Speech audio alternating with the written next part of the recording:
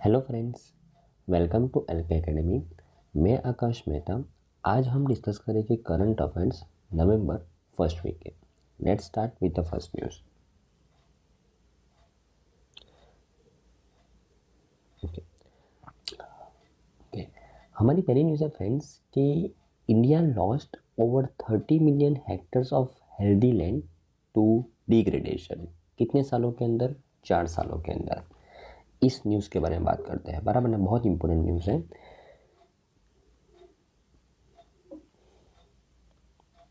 Okay चलो, news क्या कह रही है कि according to the UN convention to the combat desertification, उसका एक फर्स्ट डेटा डैशबोर्ड लॉन्च किया गया। और ये डेटा डैशबोर्ड के according around 30.51 million hectares of the healthy land in India were degraded from the 2015 to 2019। ये डेटा क्या बोल रहा है? सबसे पहले तो एक डेटा डैशबोर्ड लॉन्च किया गया है। डेटा डैशबोर्ड, ये डेटा डैशबोर्ड किसी तरह लॉन्च किया गया है? यूएन की एक संस्था है, UN convention to combat desertification, जिसका काम ही है, नाम से ही पता चलता है, डेजर्टिफिकेशन को कॉम्बैट करना। और उसने डेजर्टिफिकेशन के ऊपर एक डेटा लॉन्च किया है कि भाई इंडिया के अंदर 2015 से लेकर 2019 तक ये 4 सालों के अंदर total 30.51 million hectares of healthy land degrade हुई है, बराबर ना? Around 9.45% of the India's land mass was degraded as of 2019। 2015 के कंपैरिजन में 2019 के अंदर लगभग 10%, 9.45% लैंड मास है ना डिग्रेड हुआ है, राइट। और ये जो डेटा था ना 2011 के कंपैरिजन में 2015 में कितना था? मात्र 4.42% डिग्रेड हुआ था, जो इस 4 साल के अंदर 9.45% डिग्रेड हुआ है, राइट। ओके, इंडिया के जो टोटल डिग्रेडेड लैंड है ना, वो किसके बराबर है? टोटल 43 मिलियन फुटबॉल पिचेस के बराबर है, बराबर ना? तो बहुत ही खराब कंडीशन है अगर हम लैंड डिग्रेडेशन की बात करें लास्ट 4 सालों के अंदर। Okay, according to the UN convention to combat desertification data, between 2015 and 2019 the world lost at least 100 million hectare of healthy land and poverty land every year। अगर हम वर्ल्ड लेवल पे बात करें तो 2015 से लेकर 2019 तक इस डेटा के अकॉर्डिंग वर्ल्ड ने कितना हेल्दी लैंड और प्रोडक्टिव लैंड डिग्रेड किया है? 100 million every year, 100 million Hector every year, बराबर ना? ध्यान में रखना है। तो ये डेटा ध्यान में रखना है। किसका है डेटा डैशबोर्ड का? किसके द्वारा लॉन्च किया गया है? UN convention to combat desertification के द्वारा। ओके, अगर हम इस डैशबोर्ड के बारे में बात करें तो ये जो डैशबोर्ड है ना, वो 25 अक्टूबर 2023 को रिलीज़ हुआ। और इसके अंदर क्या क्या कंपाइलेशन हुआ है, किसका किसका कंपाइलेशन हुआ है? तो national reporting figures from 126 countries which shows that कि land degradation is advancing at an astonishing rate across the all region. Total 126 countries का सर्वे किया गया है और वो सभी कंट्रीज़ ने अपने नेशनल लेवल पे रिपोर्ट यहाँ पे इस संस्था को दी है। और ये संस्था के द्वारा डेटा कलेक्शन जस्ट किया गया है इस डैशबोर्ड के अंदर, right. The data is compiled in the global and aggregate form as received from 126 parties in the 2022 UN convention to combat national reports, बराबर ना? तो ये सभी 126 पार्टीज ने अपने नेशनल रिपोर्ट्स इस संस्था को सबमिट किए और इसके माध्यम से ये डेटा लॉन्च किया गया है, राइट। ओके, इस डैशबोर्ड के अंदर 2019 को रिपोर्टिंग ईयर रखा गया है और 2015 से लेकर 2019 का ये जो 4 साल का समय उसको बेसलाइन पीरियड रखा गया है। तो सर्वे ये 4 साल का किया गया है और रिपोर्टिंग ईयर कौन सा है? 2019 है, ध्यान में रखना है। अगर हम इंडिया की बात करें तो the data also reflected that कि 251.70 million Indians, 18.39% of the Indian population face land degradation during 2015 to 2019। Data क्या बोल रहा है कि ये 4 सालों के अंदर इंडिया की टोटल 18.39% पॉपुलेशन ने क्या फेस किया है? लैंड डिग्रेडेशन फेस किया है। लैंड डिग्रेड होने की वजह से उन्होंने प्रॉब्लम्स फेस किए हैं, राइट भाई। फाइल 854.4 मिलियन इंडियंस, लगभग 83.85% of the Indian population were exposed to the drought during the 2015 to 2018 period. ये 2015 से लेकर 2018 के बीच में इंडिया की लगभग 83.85% पॉपुलेशन ने ड्रॉट फेस किया है, right, were exposed to the drought because of the land degradation, right. तो अगर इसको कॉम्बेट करने के लिए इंडियन गवर्नमेंट ने क्या लॉन्च किया है, तो national mission for the green India, ये मिशन लॉन्च किया है। ये जो इंडिया का सिचुएशन है कि इंडिया के अंदर ये 4 सालों के अंदर लैंड डिग्रेडेशन बहुत ही ख़राब मात्रा में डिग्रेड हो रही है, तो इससे बचने के लिए, इसको कॉम्बेट करने के लिए इंडियन गवर्नमेंट ने एक इनिशिएटिव लॉन्च किया है, national mission for the green India. उसके बारे में बात करते हैं। National mission for the green India is one of the 8 missions under the National Action Plan on the Climate Change। Total climate change के ऊपर जो हमने नेशनल एक्शन प्लान लॉन्च किया है, उसके अंदर हमने टोटल 8 मिशन लॉन्च किए हैं। उसमें से वन ऑफ द मिशन कौन सा है, national mission for the green India. इस मिशन के अंदर में क्या किया जा रहा है, प्रोटेक्ट किया जा रहा है, रिस्टोर किया जा रहा है और इन्हेंस किया जा रहा है किसको, फॉरेस्ट कवर को, and respond to the climate change. तो फॉरेस्ट कवर को प्रोटेक्ट करना है, रिस्टोर करना है और इन्हेंस करना है इस मिशन के अंडर में, राइट। टारगेट क्या है इस मिशन का, 10 million hectare on the forest and non forest land for increasing the forest और tree cover and to improve the quality of the existing forest. बराबर ना, टोटल 10 मिलियन हेक्टर फॉरेस्ट या तो फिर नॉन फॉरेस्ट लैंड के ऊपर जो land degrade हो चुकी है उसको रिस्टोर करना है, उसको इम्प्रूव करना है, इन्हेंस करना है और क्वालिटी ऑफ द फॉरेस्ट को इम्प्रूव करना है, सिंपल, बराबर ना, राइट। इस प्रोग्राम के अंडर में इंडिया ने अभी तक 298.09 करोड़ को अलोकेट कर दिए हैं और कितना यूटिलाइज किया है, 233.43 करोड़ यूटिलाइज किया है, बराबर, 2018 से लेकर 2021 तक की अगर बात करें तो, बराबर ना, राइट। तो ये आपको ध्यान में रखना है, ओके। तो आई थिंक आपको इस न्यूज़ में अच्छे समझ में आया होगा। UN convention to combat desertification के द्वारा एक डेटा डैशबोर्ड लॉन्च किया गया है। 2015 से लेकर 2019 का बेस पीरियड था और रिपोर्टिंग ईयर था 2019।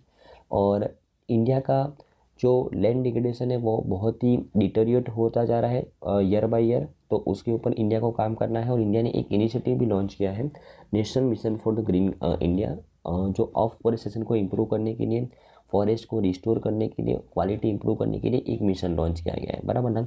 और उसके ऊपर अभी तक 298 करोड़ रुपए अलोकेट किया गया है और इसमें से कितना खर्चा किया गया है, 233.43 करोड़, बराबर ना, ओके। तो आई थिंक आपको इस न्यूज़ में अच्छे से समझ में आया होगा फ्रेंड्स।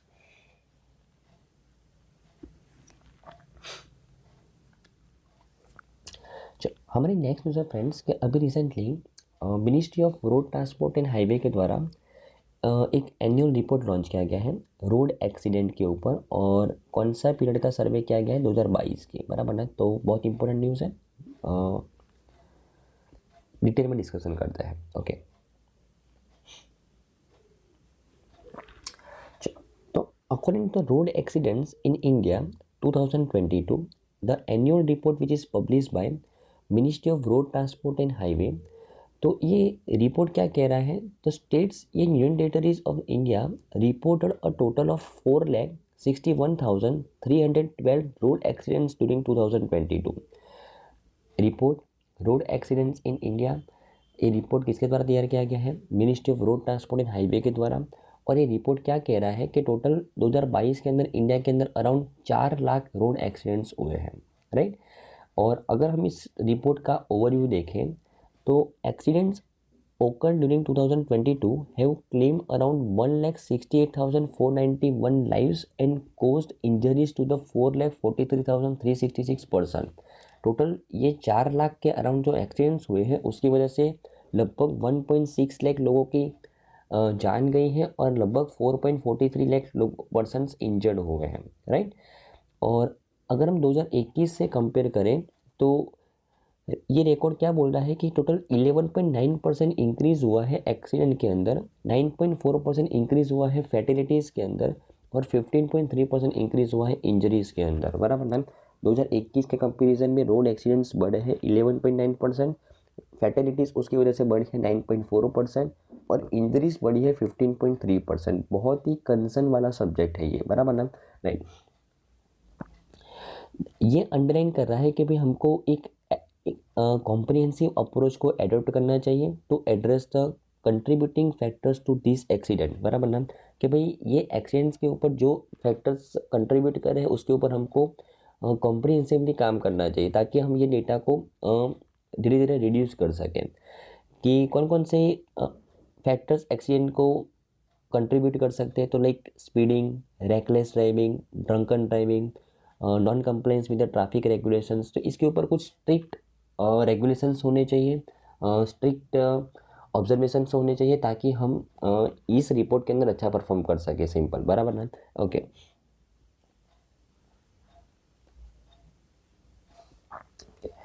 अगर हम स्टेट वाइज बात करें तो Tamil Nadu tops the list of the states in the number of accident for the 5th consecutive year. तो नंबर ऑफ एक्सीडेंट्स हर साल सबसे ज़्यादा कौन से स्टेट में होता है? 5 साल से कंटिन्यूसली तमिलनाडु के अंदर हो रहा है, राइट। तमिलनाडु के अंदर लगभग टोटल एक्सीडेंट्स के 13.9% एक्सीडेंट्स कहाँ पे हुए? मात्र तमिलनाडु के अंदर 2022 की अगर बात करें। और Tamil Nadu is followed by the Madhya Pradesh और केरला 3rd नंबर पे। ओके, और Tamil Nadu also record the highest number of road accidents on the national highway. अगर हम पर्टिकुलर नेशनल हाईवे की बात करें तो सबसे ज़्यादा नेशनल हाईवे के ऊपर रोड एक्सीडेंट कहाँ पे होते हैं? तमिलनाडु के अंदर होते हैं। 2022 में भी वही सिचुएशन है, बराबर ना। ओके, और Uttar Pradesh record the highest number of road accident fatalities on the national level, बराबर ना। तो सबसे ज़्यादा रोड एक्सीडेंट की वजह से फैटेलिटी कहाँ पे होती है? तो उत्तर प्रदेश के अंदर। एक्सीडेंट होते हैं सबसे ज़्यादा तमिलनाडु के अंदर और फैटेलिटीज़ कहाँ पे हो रही है? उत्तर प्रदेश के अंदर, ध्यान में रखना है, बराबर ना। ओके, अगर हम इस रिपोर्ट के बारे में बात करें तो road accidents in India 2022 was prepared by transport research wing. ये ट्रांसपोर्ट रिसर्च विंग, ये संस्था कौन से मिनिस्ट्री के अंडर में काम करती है? Ministry of road transport and highway के अंडर में काम करती है। और इसने डेटा कलेक्ट किया है from the police department of states और यूनियन टेरिटरीज ड्यूरिंग द 2022। तो सबसे पहले सबसे इंपॉर्टेंट क्वेश्चन कि भाई ये road accidents in India 2022 report किसके द्वारा तैयार किया गया? ट्रांसपोर्ट रिसर्च विंग के द्वारा। और ये कौन से मिनिस्ट्री के अंडर में काम करी है? Ministry of road transport and highway के अंडर में काम करी है, बराबर ना। Okay, this data were received in the standardized formats which is provided by the UN Economic and Social Commission for the Asia and Pacific under the Asia Pacific road accident database project, बराबर ना। तो ये जो data है ना, ये जो संस्था के द्वारा जो कलेक्ट किया गया है स्टेट और यूनियन टेरिटरीज के पास से, वो एक स्टैंडर्डाइज फॉर्म में कलेक्ट किया गया है। और ये स्टैंडर्डाइज फॉर्म किसके द्वारा प्रोवाइड किया गया है? तो UN economic and social commission for the Asia and Pacific, ये किसके अंडर में है? Asia Pacific road accident data base project के अंडर में, बराबर ना। तो इस प्रोजेक्ट के अंडर में इस संस्था ने एक स्टैंडर्डाइज फॉर्मेट दिया है और उसी फॉर्मेट में डेटा को कलेक्ट किया गया है, राइट। और ये डेटा एक रिसोर्स के तौर पे काम कर रहा है, किसके लिए?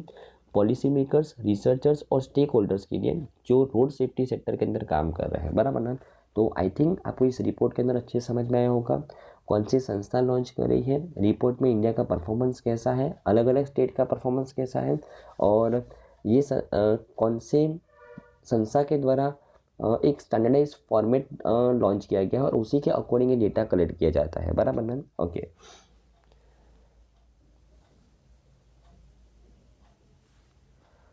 अगर हम कुछ की पॉइंट्स के बारे में बात करें इसके अंदर, तो the report offers insights on the several aspect of the road accident such as the causes, locations and then impact on the diverse categories of the road users. तो ये रिपोर्ट के अंदर और क्या क्या चीज़ दी गई है कि ये जो रोड एक्सीडेंट्स होते हैं उसके इम्पैक्ट किसके किसके ऊपर होते हैं, उसके कोज क्या है, उसके लोकेशंस क्या है, वो भी इस रिपोर्ट के अंदर अच्छी तरीके से कॉम्प्रिहेंसिव मैनर में बताया गया है। This also highlights the emerging trend, challenges and road safety initiatives of the ministry of road transport and highway. इस रिपोर्ट के अंदर ministry of road transport and highway के द्वारा कौन कौन से इनिशिएटिव्स लिए गए हैं, कौन कौन से चैलेंजेस वो फेस कर रहे हैं और इमर्जिंग ट्रेंड कौन कौन से, वो भी हाईलाइट किया गया है, right. Ministry of Road Transport and Highway is working with the various organizations and stakeholders to devise a multi-pronged strategy to address the issue of the road safety, focusing on the 4E। Ministry of road transport highway है ना, ये road safety को improve करने के लिए 4E के ऊपर focus कर रही है। कौन से 4E के ऊपर? Education, engineering, enforcement and emergency care. ये 4E के ऊपर ministry of road transport and highway focus करी है to combat this road safety factors, बराबर है, राइट। तो ये चीज़ ध्यान में रखनी है। ओके,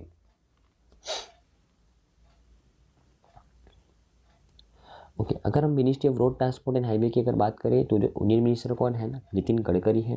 मिनिस्टर ऑफ स्टेट है जनरल विजय कुमार सिंह, जिनकी कंस्टिट्यूंसी है गाजियाबाद उत्तर प्रदेश, बराबर ना। तो आई थिंक आपको इस न्यूज़ में बहुत अच्छे समझ में आया होगा फ्रेंड्स। ओके, हमारे नेक्स्ट न्यूज़ है फ्रेंड्स कि अभी recently Kozhikode and Gwalior declared the creative cities of the literature and music by the UNESCO. बहुत इंपॉर्टेंट न्यूज़ है, इसके बारे में बात करते हैं।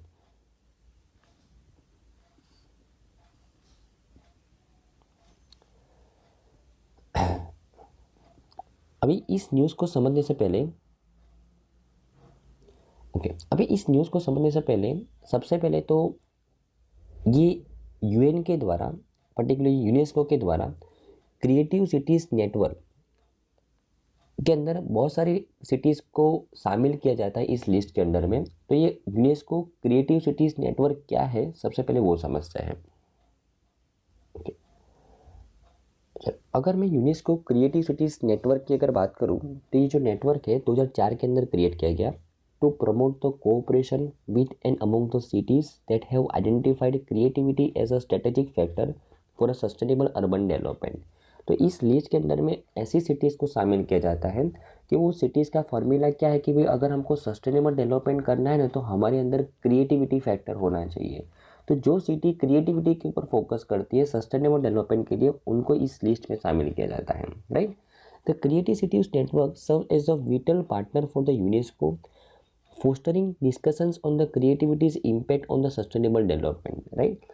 It drives action and innovation supporting the 2030 agenda for sustainable development goals, right ना। तो ये जो क्रिएटिव सिटी नेटवर्क है जो यूनेस्को के साथ पार्टनरशिप करके जो 2030 का जो हमारा एजेंडा है सस्टेनेबल डेवलपमेंट गोल्स अचीव करना, उसके ऊपर फोकस कर रहा है, राइट ना। कि किस तरीके से हम क्रिएटिविटी के माध्यम से सस्टेनेबल डेवलपमेंट गोल्स अचीव कर सकते हैं, वो इस नेटवर्क के माध्यम से डिस्कस करके उसको इम्प्लीमेंट किया जाता है। Simple objective of the cities, ये सिटीज़ का ऑब्जेक्टिव क्या है?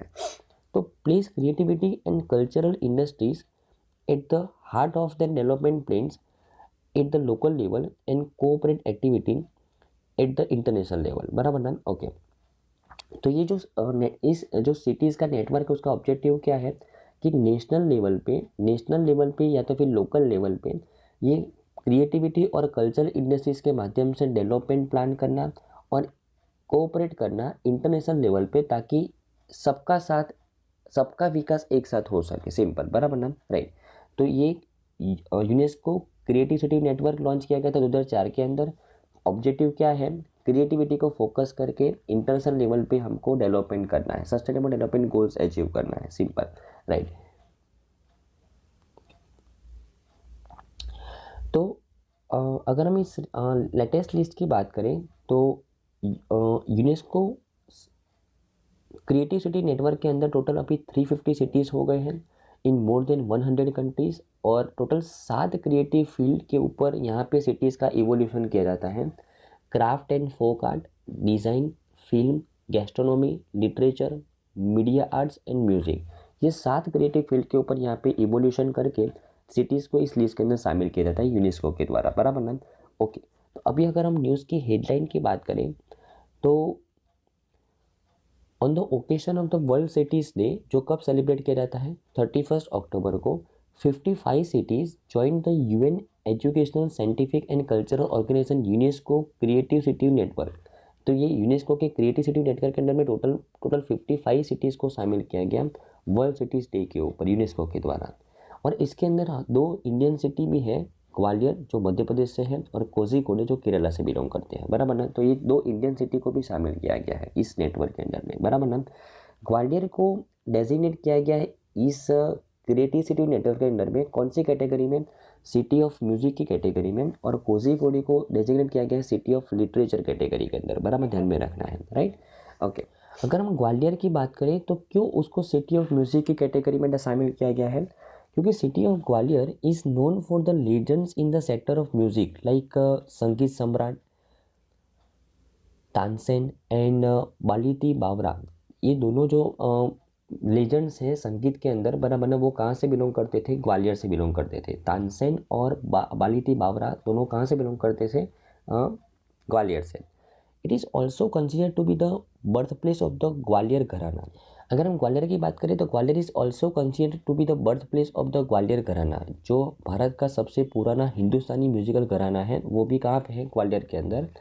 The cultural identity of the Gwalior, centered in its historic core, is a key resource for the city. Gwalior has been officially designated as a smart city by the Indian government due to its strategic location close to the prominent commercial hubs and tourism circuit in the India. तो ग्वालियर को smart city भी declare किया गया Indian government के द्वारा, उसकी location की वजह से, वहाँ पे जो टूरिज़्म सर्किट है उसकी वजह से, वहाँ पे जो कॉमर्शियल हब है उसकी वजह से।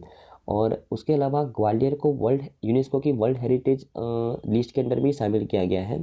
मिनिस्ट्री ऑफ ज्योतिंद्र सिंधिया, जो मिनिस्ट्री ऑफ सिविल एविएशन है और मिनिस्ट्री ऑफ स्टील है, played a pivotal role in advocating for the Gwalior's inclusion in the UNESCO's list. In 2020, Gwalior, along with its historical neighboring town Orcha, was included in the list of the UNESCO World Heritage Cities under its Urban Landscape Cities program. बराबर ना। तो ग्वालियर और उसका जो neighbouring city है ओरका, ये दोनों city को 2020 के अंदर यूनेस्को की वर्ल्ड हेरिटेज सिटीज़ के अंदर भी शामिल किया गया है। और उसके अलावा ग्वालियर वो बर्थ प्लेस है तानसेन और बाल्टी बावरा का, इसके लिए वो म्यूज़िक के अंदर बहुत ही जाना जाता है। और उसके अलावा जो भारत का सबसे पुराना हिंदुस्तानी म्यूजिकल घराना ग्वालियर घराना, वो भी कहाँ पे है, लोकेटेड है ग्वालियर के अंदर, बराबर ना। और ग्वालियर को स्मार्ट सिटी भी डिक्लेयर किया गया है। और यही सब कारण की वजह से ग्वालियर को अभी यूनेस्को क्रिएटिव सिटी नेटवर्क के अंदर में शामिल किया गया है, सिटी ऑफ म्यूजिक कैटेगरी के अंदर में, बराबर ना। ओके, अगर हम कोझिकोडे की बात करें, कोझिकोडे, तो कोझिकोडे वो सिटी ऑफ लिटरेचर कैटेगरी में शामिल किया गया है। क्यों?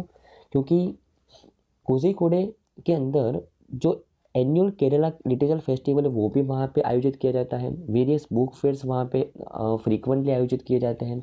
Kozhikode demonstrated it's vibrant literary landscape, securing its position on the UNESCO's creative cities list, बराबर ना। तो इसकी यही कारण की वजह से कोझिकोडे को इस लिस्ट के अंदर शामिल किया गया है कि वहाँ पे बुक फेयर्स, लिटरेचर फेस्टिवल बार बार आयोजित किए जाते हैं, बराबर ना। और उसके अलावा Kozhikode is renowned for its literature culture, comments it's journey toward the achievements in 2022 with a proposal by the Kerala institute of the local administration, बराबर ना। तो ये कोझिकोडे ने ये जो लिटरेचर कल्चर है ना, वो उसकी जर्नी कहाँ से डेवलप की है, 2022 से, कब, कि जब Kerala institute of local administration के द्वारा प्रपोजल रखा गया तब से, बराबर ना। ओके। तो अगर हम कोझिकोडे की बात करें, जिसको सिटी ऑफ लिटरेचर कैटेगरी में शामिल किया गया है, क्यों? क्योंकि कोझिकोडे के अंदर टोटल मोर देन 500 लाइब्रेरीज हैं, 70 से ज़्यादा पब्लिशर्स वहाँ से बिलोंग करते हैं। और बार बार Kerala literature festival, various book fairs frequently यहाँ पे आयोजित किए जाते हैं, बराबर ना। मतलब वो रिनोन है उसके लिटरेचर कल्चर की वजह से, इसके लिए इसको इस लिस्ट में शामिल किया गया है, सिंपल, बराबर ना। ओके। और UNESCO cities for the creative network की अगर बात करें तो ये ग्वालियर और कोझिकोडे पहले सिटी नहीं है, ऑलरेडी बहुत सारे सिटीज़ इस लिस्ट के अंदर शामिल हो चुके हैं अलग अलग कैटेगरी के अंदर। अगर हम स्टार्ट करें जयपुर से, 2015 में जयपुर सबसे पहले ये इंडियन सिटी है जो इस लिस्ट के अंदर शामिल हुआ, क्राफ्ट एंड फोक आर्ट के अंदर। फिर वाराणसी म्यूज़िक के अंदर, चेन्नई म्यूज़िक के अंदर, मुंबई फिल्म के अंदर, हैदराबाद गैस्ट्रोनॉमी के अंदर, Srinagar craft and folk art के अंदर, ग्वालियर और कोझिकोडे म्यूज़िक और लिटरेचर के अंदर रिस्पेक्टिवली इस लिस्ट के अंदर अभी शामिल हुए, बराबर ना, ध्यान पे रखना है। तो अगर मैं यूनेस्को की बात करूँ तो यूनेस्को के डायरेक्टर जनरल है ऑड्रे ओजुले, हेडक्वार्टर कहाँ पे है, पेरिस फ्रांस के अंदर। और वो कब एस्टेब्लिश हुआ, 1945 के अंदर। तो आई थिंक आपको इस न्यूज़ में अच्छे समझ में आया होगा फ्रेंड्स, बराबर ना। ओके ओके, चलो हमारी नेक्स्ट न्यूज़ है फ्रेंड्स कि India is developing its own iron dome called long range surface to animation, इसके बारे में बात करते हैं, बराबर ना। तो अभी आपने इजराइल और हमास का जो वॉर हो रहा है इसके बारे में सुना होगा। और उसके अंदर आपको पता होगा कि इजराइल का एक आयरन डोम है, जिसकी वजह से हमास ने उसके ऊपर लगभग 5000 रॉकेट के आसपास उसके ऊपर आक्रमण किया था। 5000 रॉकेट्स उसके ऊपर छोड़े थे, लेकिन उसमें से बहुत ही कम रॉकेट इजराइल के अंदर जाके गिरे हैं। बाकी बहुत सारे रॉकेट को इस आयरन डोम के द्वारा, जो इजराइल के द्वारा डेवलप किया गया है, इस आयरन डोम के द्वारा बहुत सारे रॉकेट को डिफेंड किया गया है, बराबर ना। तो ये आयरन डोम क्या है और इंडिया किस तरीके से इसको डेवलप कर रहा है, कौन डेवलप कर रहा है, उसके बारे में बात करते हैं, बराबर ना। चलो okay. India's DRDO, Defense Research and Development Organization, India's DRDO is set to develop a long-range surface-to-air missile system similar to that of the Israel's Iron Dome defense system. Okay, Israel का जैसा iron डोम defence system है उसी तरीके का एक defence system India develop कर रही है, इंडिया डेवलप करने की शुरुआत कर रही है। और इंडिया की कौन सी संस्था, DRDO, defence research and development organisation, बराबर ना। और ये जो सिस्टम होगी वो कैसी होगी, long range surface to air missile.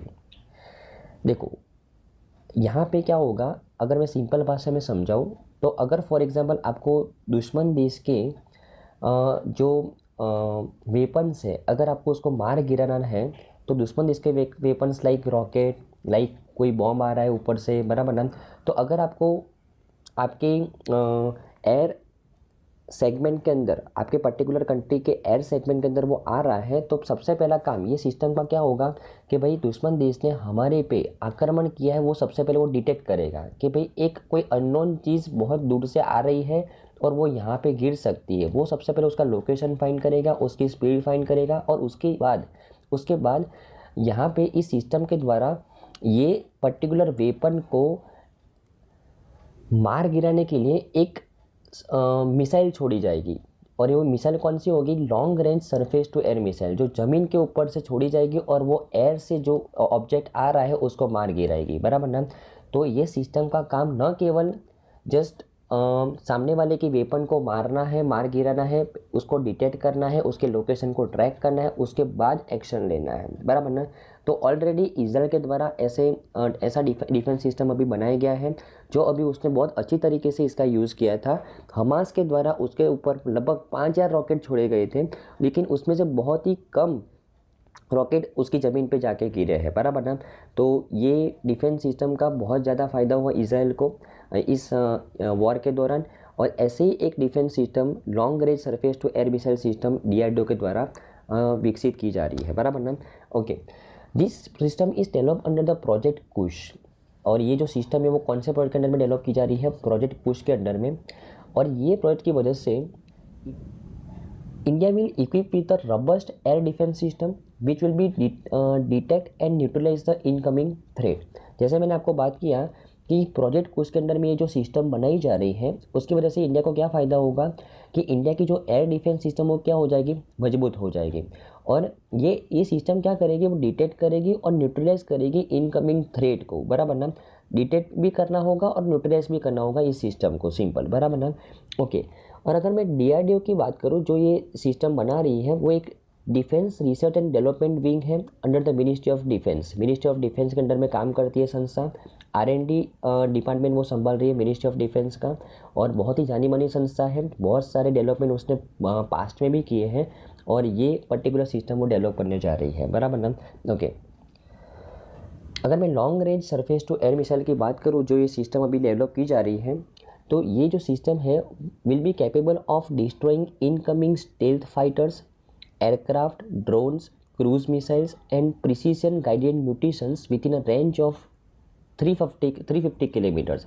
तो अगर फॉर एग्जांपल 350 किलोमीटर के अंदर जो भी कोई ड्रोन आएगा, एयरक्राफ्ट आएगा, क्रूज मिसाइल आएगा, स्टेल्थ फाइटर्स आएगा, वो सभी चीज़ों को मतलब जो भी एयर स्ट्राइकर्स जो हमारे देश के ऊपर आक्रमण कर सकते हैं तो वो 350 किलोमीटर की रेंज के अंदर वो उसको डिटेक्ट करेगा और उसको न्यूट्रलाइज करेगा, सिंपल, बराबर ना। और ये जो सिस्टम है वो कब तक डेवलपमेंट हो जाएगी, 2028-29 तक डेवलप करने का प्लान है DRDO का, राइट। ओके, अगर मैं इसके फीचर के बारे में बात करूँ तो this system will feature long range surveillance and fire control radars. This will also include the interceptor missiles which can be neutralize the targets at 150 kilometre, 250 kilometre और 350 किलोमीटर। तो ये जो सिस्टम है जिसका काम डिटेक्ट करना भी होगा और जिसका काम सामने वाले के टारगेट्स को न्यूट्रलाइज भी करना होगा। तो न्यूट्रलाइज करने के लिए हमें भी यहाँ से मिसाइल छोड़नी पड़ेगी। तो ये सिस्टम के अंदर जो मिसाइल्स होगी उसकी रेंज कितनी होगी, 150 किलोमीटर, 250 किलोमीटर और 350 किलोमीटर। मैक्सिमम रेंज कितनी है, 350 किलोमीटर है, बराबर ना। और अगर हम प्रोजेक्ट कुश के बारे में बात करूं तो प्रोजेक्ट कुश को अप्रूव किया गया था कैबिनेट कमेटी के द्वारा, कैबिनेट कमेटी फॉर सिक्योरिटी के द्वारा, कब, मई 2022 के अंदर अप्रूव किया गया था, बराबर ना। और Indian air force project Kush is jointly executed by the DRDO along with the private and public sector industries. तो DRDO के द्वारा ये इंडस्ट्री के साथ पार्टनरशिप करके ये सिस्टम डेवलप की जा रही है। और टोटल इसके लिए गवर्नमेंट के द्वारा 21,700 करोड़ रुपया बजट अलोकेट किया गया है इस सिस्टम को डेवलप करने के लिए, बराबर ना। ओके, अगर मैं इजराइल के आयरन डोम की बात करूं, जो जिसके जैसा सिस्टम हम डेवलप कर रहे हैं, तो इजराइल का जो आयरन डोम है is a state of the art rocket defence system which is design to protect against the incoming short range weapons. ये जो आयरन डोम है ना, वो शॉर्ट रेंज वेपन्स को प्रोटेक्ट करने के लिए ये बनाया गया है। It operates in the all weather conditions, सभी वेदर कंडीशन के अंदर ये ऑपरेट हो रहा है। This system includes the batteries located across the Israel, each with 3 to 4 launchers that can be fire 20 interceptor missiles. ये सिस्टम के द्वारा यहाँ पे एक सिस्टम के अंदर 3 से 4 लॉन्चर है जो एक साथ 20 इंटरसेप्टर मिसाइल्स को लॉन्च कर सकते हैं, बराबर ना। अगर फॉर एग्जांपल सामने वाले के टारगेट को हवा में ही मार के गिराना है तो मिसाइल हमको भी छोड़नी पड़ेगी। तो एक साथ 20 मिसाइल्स को ये डिफेंस सिस्टम वो अटैक कर सकता है, सिंपल। और iron dome was created by the Israeli firms Rafael advance defence systems and Israel aerospace industries. तो ये दो इंडस्ट्रीज के द्वारा, ये दो कंपनी के द्वारा ये आयरन डोम को डेवलप किया गया है इजराइल के द्वारा, बराबर ना।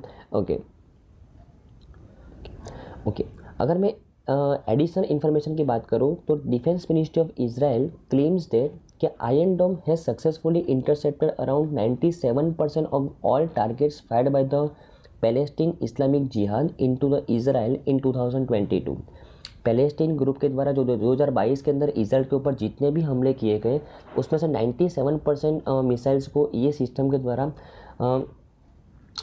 मार दिया गया है, सिंपल, बराबर ना। और अभी जो 2023 के अंदर जो ये वॉर चल रहा है, कन्फ्लिक्ट चल रहा है, उसमें हमास के द्वारा लगभग 5,000 रॉकेट्स छोड़े गए थे। उसमें से बहुत ही कम रॉकेट इजराइल की ज़मीन पे आके गिरे हैं, बाकी सबको इस सिस्टम के द्वारा मार दिया गया है, बराबर ना। तो ये चीज़ें ध्यान में रखनी है। और DRDO जो ये सिस्टम इंडिया के लिए डेवलप कर रहा है, उसके चेयरमैन कौन है? डॉक्टर समीर कामत। हेडक्वार्टर कहाँ पे उसका? न्यू दिल्ली के अंदर है। और मोटो है बालस्या मूलम विज्ञानम। इसका मतलब क्या है? The source of strength is science, बराबर ना। तो ये मोटो पे ये काम कर रहा है, सिंपल, बराबर ना। ओके,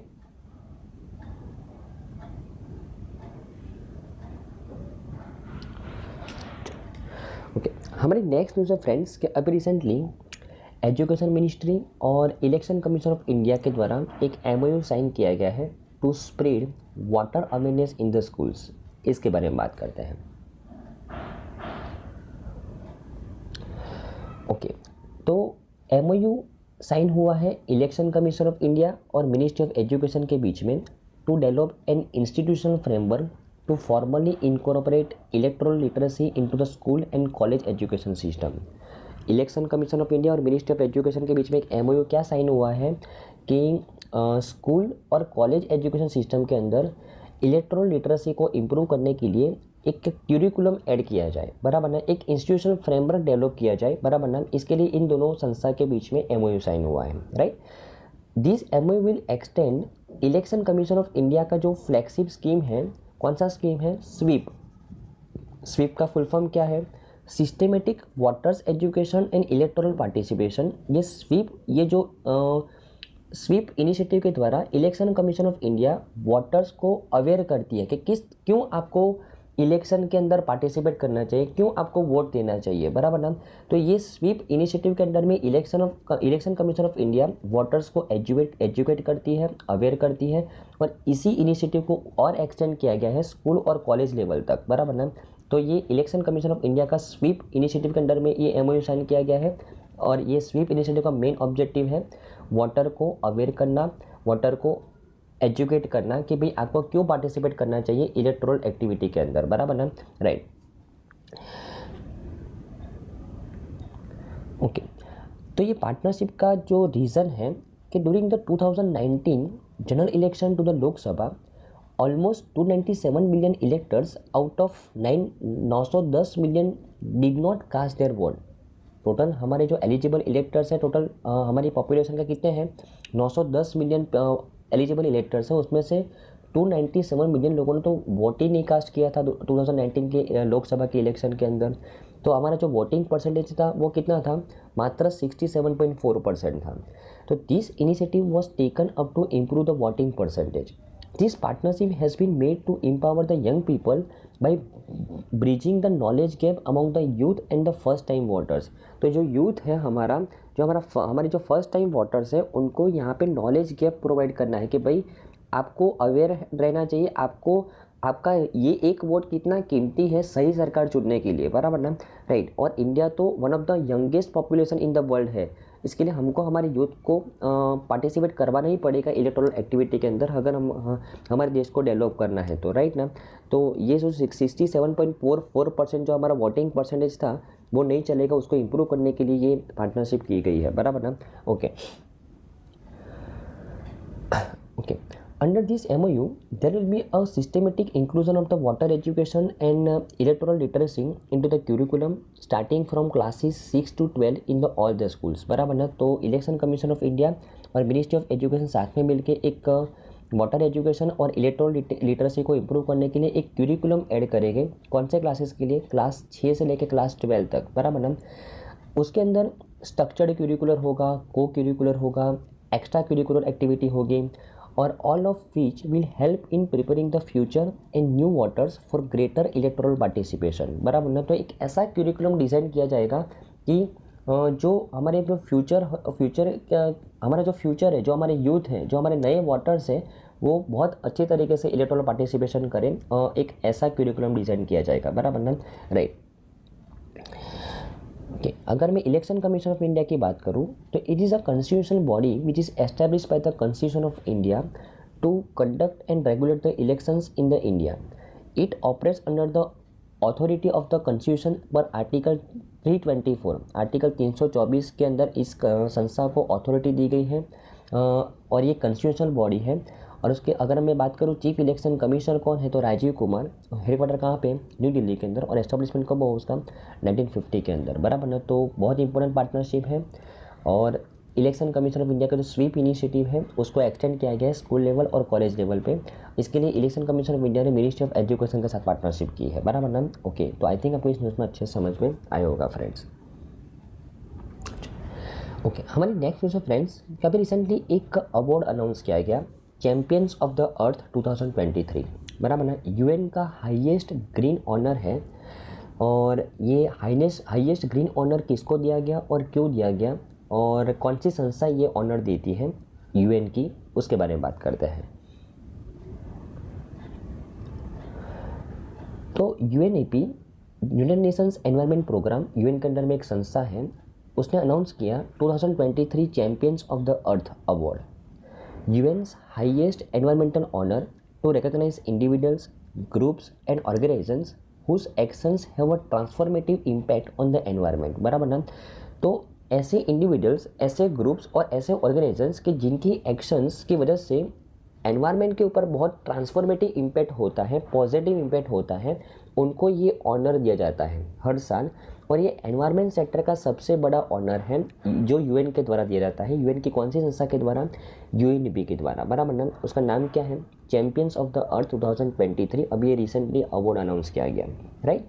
ओके, अगर मैं इस साल के विनर्स के बारे में बात करूं तो टोटल 4 कैटेगरी में अवार्ड दिया गया है।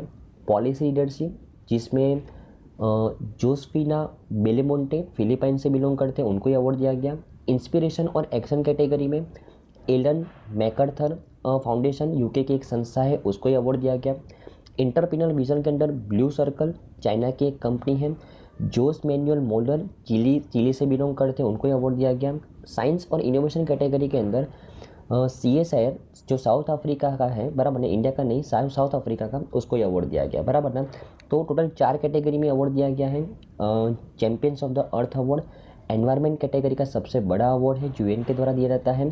और जो संस्था, जो पर्टिकुलर पर्सन, जो ऑर्गेनाइजेशन, जो एनवायरनमेंट के ऊपर जो उनके एक्शन की वजह से पॉजिटिव इम्पैक्ट होता है, उनको ये अवार्ड दिया जाता है, बराबर ना। ओके, अगर मैं champion of the earth award की बात करूँ तो champion of the earth award ये एनवायरमेंटल पायनियर्स को दिया जाता है। कब से दिया जाता है? 2005 से, बराबर ना। This award is seeks to inspire the action to protect the environment and ensure a more sustainable future for the all. So far award has recognized 116 laureates, 27 world leaders, 70 individuals and 19 organizations including the 2023 winners।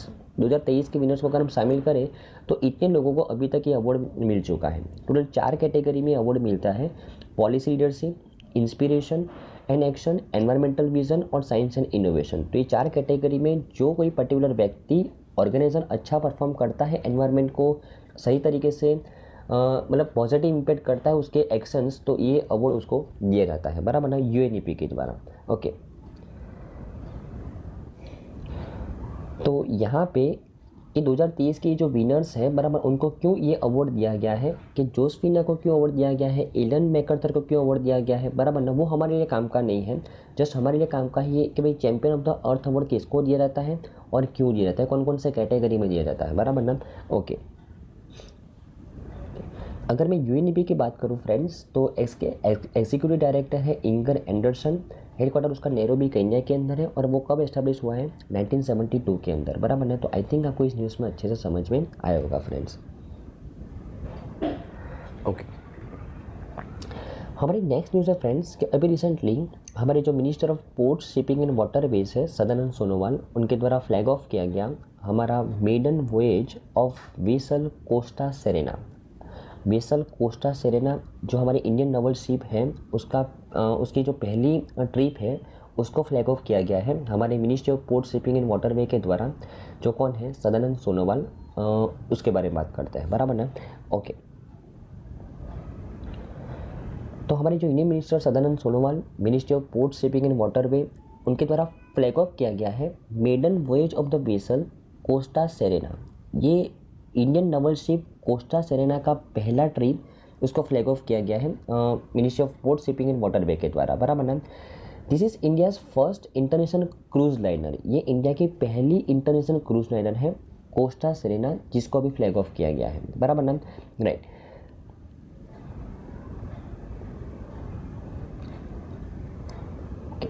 और ये जो India का जो पहला international cruise liner है, ये जो initiative जो भारत के द्वारा डेवलप किया गया है इस शिप को डेवलप करने का, तो ये अलाइन करता है गवर्नमेंट ऑफ इंडिया का जो विज़न है, देखो अपना देश initiative to the middle class to prefer domestic tourism over the international tourism, बराबर ना। तो देखो अपना देश, ये सेंट्रल गवर्नमेंट का इनिशिएटिव है जो हम बार बार बोलते हैं कि भाई हमको अगर घूमना है तो भारत में तो कुछ देखने लायक नहीं है, हमको बाहर ही जाना चाहिए घूमने के लिए। तो इस देखो अपना देश इनिशिएटिव के अंडर में सेंट्रल गवर्नमेंट के द्वारा एक डेडिकेटेड वेबसाइट बनाई गई है जहाँ पे हमारे जितने भी देखने लायक टूरिस्ट प्लेस है उसके बारे में इंफॉर्मेशन बताई गई है और भारत के कल्चर को यहाँ एक्सप्लोर किया गया है इस इनिशिएटिव के अंडर में। और इसी इनिशिएटिव के अंडर में इस क्रूज़ को बनाया गया है, बराबर ना, जो भारत का पहला इंटरनेशनल क्रूज लाइनर है, बराबर ना, राइट। ओके, अगर मैं इस कोस्टा सेरेना की बात करूं तो the Costa Serena was constructed by the Fincantieri, एक शिप बिल्डिंग कंपनी है, कहाँ पे है? फ्रांस की एक कंपनी है, उसके द्वारा इसको बनाया गया है। और ये Costa Serena is a 10th vessel to join the 17 ship fleet of the Costa Crociere, Costa cruise, बराबर ना। ओके,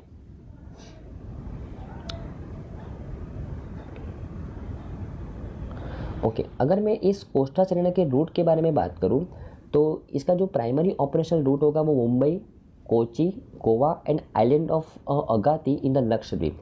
तो ये जो डोमेस्टिक रूट होगा ये मतलब एक क्रूजिंग एक्टिविटी को प्रमोट करने के लिए ये शिप को लॉन्च किया गया है, इस क्रूज़ को लॉन्च किया गया है जो भारत का पहला इंटरनेशनल क्रूज लाइनर है। मतलब ये सेलिंग तो करेगा डोमेस्टिक लेवल पे, बराबर, लेकिन इसको मंगवाया गया है बाहर से, बराबर ना, लेकिन स्पेसिफिक भारत के अंदर ये सेलिंग करेगा, सिंपल, बराबर ना। तो मुंबई, कोची, गोवा और अगैती जो लक्षद्वीप के अंदर है, बराबर ना, तो ये यहाँ क्रूजिंग एक्टिविटी को बढ़ावा देने के लिए, टूरिज़्म को बढ़ावा देने के लिए ये लॉन्च किया गया है कोस्टा सेरेना, बराबर ना। ओके, तो फ्रेंड्स ये जो हमारी न्यूज़ है कि अभी recently Indian minister Sadanand Sonowal, जो हमारे ministry of port shipping and waterway हैं, उनके द्वारा फ्लैग ऑफ किया गया है maiden voyage of the vessel Costa Serena. देखो, ये भारत की पहली इंटरनेशनल क्रूज़ लाइनर है। अभी इंटरनेशनल क्रूज़ लाइनर क्यों है? क्योंकि इसको बाहर की कंपनी के द्वारा बनाया गया है, फ्रांस की कंपनी के द्वारा बनाया गया है और हमने इंपोर्ट करवाया है उसको। लेकिन ये जो शिप है, ये जो क्रूज़ है, वो सेलिंग करेगी डोमेस्टिक लेवल पे, बराबर ना। डोमेस्टिक टूरिज़्म को बढ़ावा देने के लिए ये शिप को लॉन्च किया गया है और उसकी पहली ट्रिप को अभी फ्लैग ऑफ किया गया है ministry of port shipping and waterway के द्वारा। कौन से इनिशिएटिव के अंडर में ये क्रूज़ को बाहर से मंगवाया गया है? तो देखो अपना देश, देखो अपना देश इनिशिएटिव की अगर मैं बात करूँ तो ये सेंट्रल गवर्नमेंट के द्वारा एक इनिशिएटिव लॉन्च किया गया है कि नॉर्मली हम इंडियन पब्लिक क्या सोचते हैं कि भारत में कुछ देखने लायक नहीं है, हमको अगर घूमना है तो बाहर की कंट्री में जाना पड़ेगा, वहीं पे सब अच्छी अच्छी चीज़ें हैं। तो यहाँ पे इंडियन गवर्नमेंट के द्वारा एक डेडिकेटेड वेबसाइट बनाई गई है जहाँ पे आपको एक भारत के जितने भी कल्चरल साइट्स है, जितने भी टूरिज़्म प्लेसेस है, उसके बारे में डिटेल इन्फॉर्मेशन है, जहाँ पे जो आपको गाइड कर सकती है कि भाई भारत में भी अच्छे घूमने लायक प्लेसेस है जहाँ पे आप विजिट करने के लिए जा सकते हो। तो इसी इनिशिएटिव के अंडर में टूरिज़्म को डेवलप करने के लिए ये कोस्टा सेरेना एक क्रूज़ लाइनर बाहर से मंगवाई गई है। इसके लिए ये इंडिया की पहली इंटरनेशनल क्रूज़ लाइनर है जो स्पेसिफिक डोमेस्टिक टूरिज़्म को डेवलप करने के लिए बनाई गई है, बराबर ना, राइट। अगर मैं कोस्टा सेरेना इस इनिशिएटिव के बारे में बात करूं, इस शिप के बारे में बात करूं, तो ये सागरमाला प्रोग्राम के अंडर में बाहर से मंगाई गई। सागरमाला प्रोग्राम की अगर बात करूं कि for the development of the cruise tourism and light house tourism are being actively consider under the ministry of port shipping waterways flagship scheme Sagarmala programme. Sagarmala programme का मेन ऑब्जेक्टिव क्या है? क्रूज़ टूरिज़्म को develop करना, light house tourism को develop करना। और इसी programme के अंडर में ये जो हमारा इंटरनेशनल क्रूज़ लाइनर है कोस्टा सेरेना, इसको बाहर से हमने इंपोर्ट करवाया है, बराबर ना, राइट। और अगर मैं मैरीटाइम इंडिया विज़न 2030 की बात करूँ तो the vision is to transform the India into the premier cruise hub in the Asia Pacific region. इसी विज़न के अंडर में भी इस इंटरनेशनल क्रूज़ लाइनर को इंडिया के अंदर इंपोर्ट करवाया गया है। और टारगेट है कि जो हमारा एनुअल क्रूज़ पैसेंजर जो अभी जो 4.72 लाख है वो 18 लाख तक हो जाए। कब तक? 2030 तक, बराबर ना, राइट। तो ये कुछ इनिशिएटिव्स भारत सरकार के द्वारा लॉन्च किए गए हैं मैरीटाइम सेक्टर को डेवलप करने के लिए, क्रूज़ टूरिज़्म सेक्टर को डेवलप करने के लिए। तो उसी इनिशिएटिव के अंडर में ये कोस्टा सेरेना को हमने इंपोर्ट करवाया है, बराबर ना, राइट। अगर मैं मैरीटाइम अमृतकाल विज़न की बात करूं, अमृतकाल आपको पता ही होगा 2022 से लेकर 2047 का ये जो आज़ादी के 76 से लेकर 100 साल का जो समय है उसको हमने क्या नाम दिया है? अमृतकाल। तो ये अमृतकाल विज़न अगर मैं मैरीटाइम सेक्टर की बात करूं तो maritime Amritkaal vision introduce during the global maritime India summit 2023 कहाँ पे हुआ था? मुंबई के अंदर। और वहाँ पे मैरीटाइम सेक्टर का क्या विज़न रहेगा नेक्स्ट आने वाले 25 सालों के अंदर, वो हमारे ministry of port shipping and waterway के द्वारा बताया गया था, बराबर ना। और इंडिया के द्वारा एम किया गया है कि टोटल हम 25 ऑपरेशनल क्रूज़ टर्मिनल डेवलप करेंगे 2047 तक, 2047 तक, बराबर ना, राइट। और 5 बिलियन पैसेंजर्स क्रूजिंग एक्टिविटी से ट्रांसपोर्ट करेंगे 2047 तक, ये हमारा विज़न है, बराबर ना, ओके। तो आई थिंक आपको इस न्यूज़ में अच्छे समझ में आया होगा फ्रेंड्स, ओके। तो आई थिंक आज की सभी न्यूज़ के अंदर आपको अच्छे समझ में आया होगा friends. Thank you friends, bye.